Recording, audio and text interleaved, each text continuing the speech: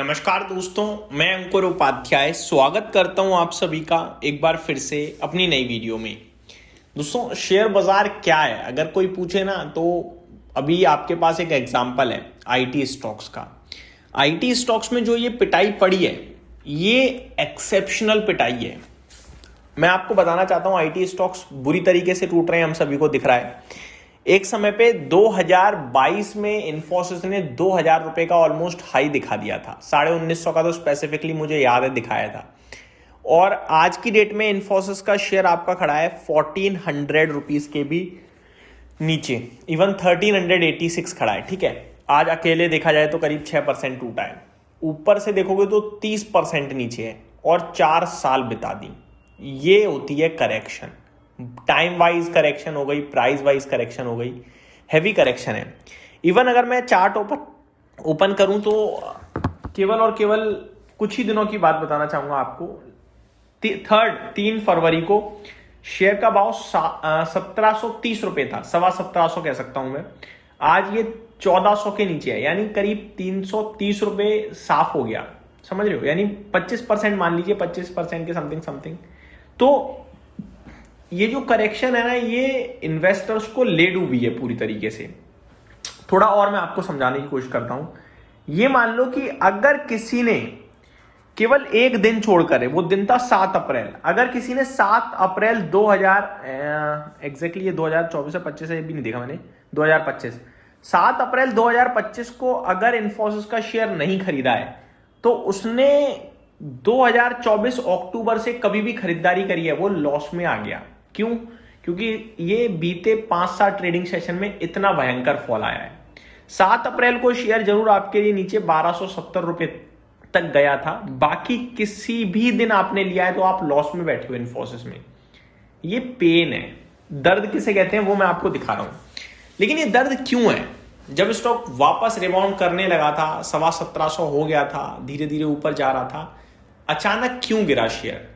क्योंकि एक खबर आई एआई से रिलेटेड, जिसको मैं रिपीट नहीं करूंगा, आप सभी को पता है। एंथ्रोपिक एआई टूल ऐसा लॉन्च हो रहा है, टूल जो आईटी सर्विसेज देती हैं ये आईटी कंपनियां, वो टूल कर देगा, जिससे उम्मीद ये है कि इन कंपनीज का रेवेन्यू टूटेगा और स्टॉक्स क्रैश पड़े हैं।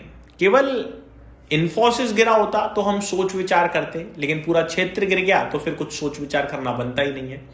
मैं हमेशा कहता हूं कि अगर पूरा सेक्टर गिरे तो आपको बिल्कुल मतलब ये नहीं सोचना चाहिए मैं शेयर को रखूं या ना रखूं, क्योंकि पूरा सेक्टर गिरा है। फिर अगर पूरा मार्केट गिरे तो फिर आपको कतई नहीं सोचना चाहिए कि मैं शेयर में क्या करूं क्या ना करूं, क्योंकि पूरा मार्केट गिरा है, आप कुछ नहीं कर सकते। अगर पूरे गांव की बिजली जाएगी तो क्या आप ये देखो कि मेरे घर की बिजली क्यों गई है? फिर तो ऑब्वियस हो गया ना, पूरे गांव की गई, आपकी भी खत्म खेल।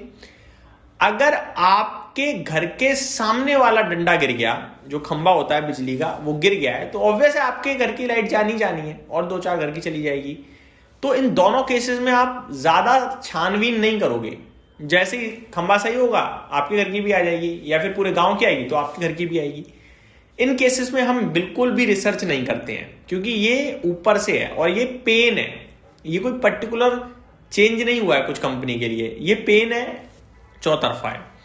यहां पे सही कदम क्या है वो मैं इस वीडियो के माध्यम से आप सभी के साथ शेयर करना चाहता हूं। दोस्तों, ध्यान से समझिएगा और सुनिएगा। नेगेटिव कमेंट करना बहुत आसान होगा, क्योंकि आप लोग अगर नेगेटिव हो गए आईटी को लेकर या स्टॉक में लॉस हो रहा है तो दर्द होता है, तो आप गुस्सा उतारने की कोशिश करते हो, तो कभी बार वीडियो पे नेगेटिव कमेंट कर देते हो। लेकिन ये फायदे वाली बात नहीं है।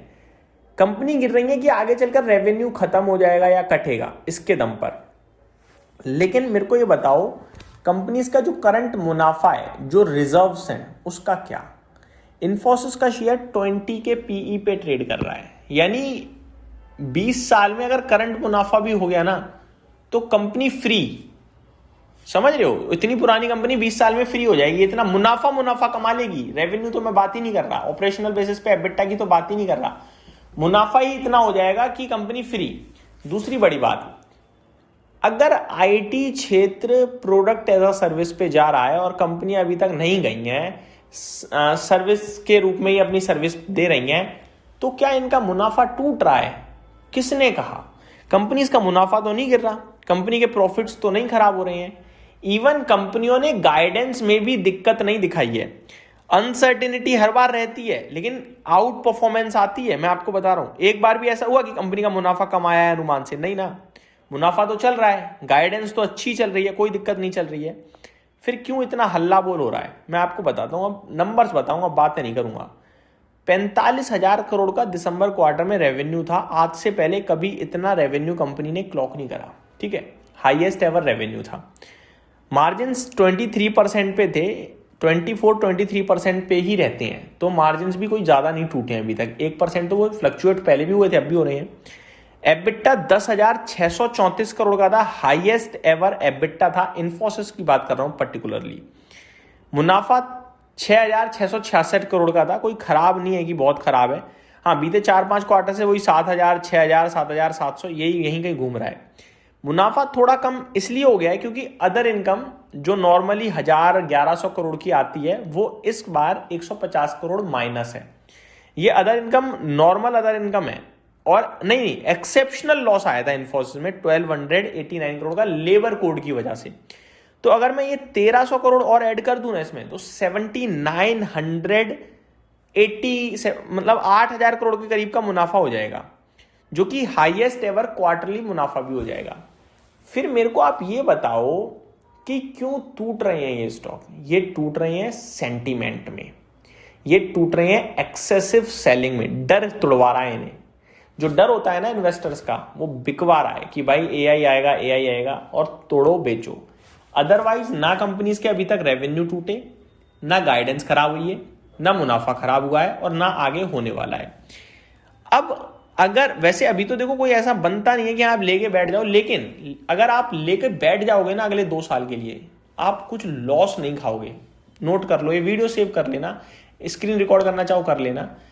अगर आप 100 रुपए लगाना चाहते हो, आप 3 भाग में बांट दो, 30 30 30, 10 रुपए या 33 33 33 कर लो, और उस 33 33 33 में 13 13 13 अभी लगा दो, और बचे हुए जो आपके 20 20 रुपए ना, वो 10 10 के 2 भाग काट दो। यानी कि मैं 3 स्टॉक बता रहा हूं इस हिसाब से। अगर आप लेना चाहते हो तो, अगर नहीं लेना चाहते तो अभी कोई बात नहीं है, अभी इनमें का कोई दौर नहीं आ रहा, अचानक चल जाएंगे तो चल जाए, वो एक अलग बात है। इन्फोसिस, कोफोर्ज और HCL टेक, बस 13 अभी लगाऊंगा। अगर 7-8% की करेक्शन मिल गई तो 10-10 रुपए वो जो बचा हुआ है वो भी लगा दूंगा, और 2-3 साल तक सवाल जवाब नहीं चाहिए, बस लेके बैठ जाऊंगा।